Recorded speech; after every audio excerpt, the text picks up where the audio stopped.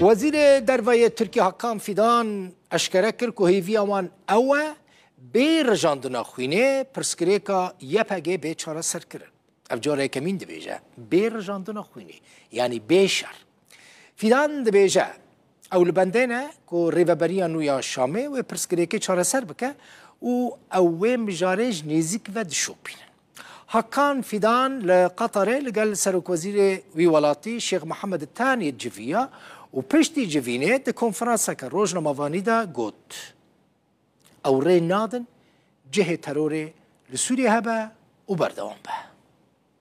Suriye'deki güvenlik konusunun bütün Suriye'nin tamamı da پیکانین اولهی تمامی سوریه گرینگه. هر وها هاتنا با هوا گروبین چکتار دبن بان ارتشان اجتماعی دجی گرینگه. یک جمجارن دنن کو هم بو سوریه و هم جبو ترکیه گرینگه و روبرونا تروریه. البته وکی کو در روبرونا تاشدا شر دکن و بردوامن دوی روبرونا لگل پکک و یا پگیجی بردوام به.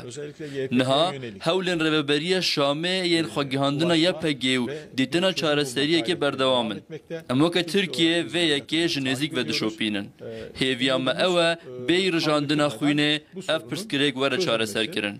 وکه من گوت ام و یکیش گلک نزیک و دشوپینن و شانس منین امره بدن ترور جیه خوال سوریه هبه و بردوام به. Sedem çibin bilabin. Dve müjarede hevahengiye kemeye tamam heye. Gerekçeleri ne olursa olsun bu konudaki koordinasyonumuz tam. Cakdarên opozisyona Sûriyê ku Tirkiye alîkariya wan dike gundê Aşmê li Kobanê bombabaran kirin 10 kes birîndar bûn, 7 ciwan zarokin, xelkên gund dîmenên taybet ji rûdewê re girtin û şandin hûn ê li ser ekranê bibînin. Hûn dibînin ev zarokê gundê Aşmê yek ji wan zarokan e.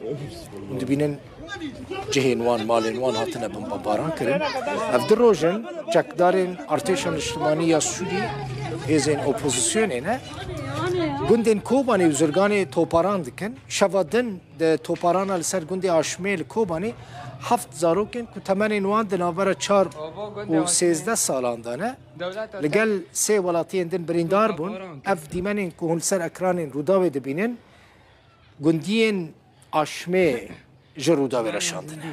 Ji gundê Aşmê. شوره کاستو شاگ نبو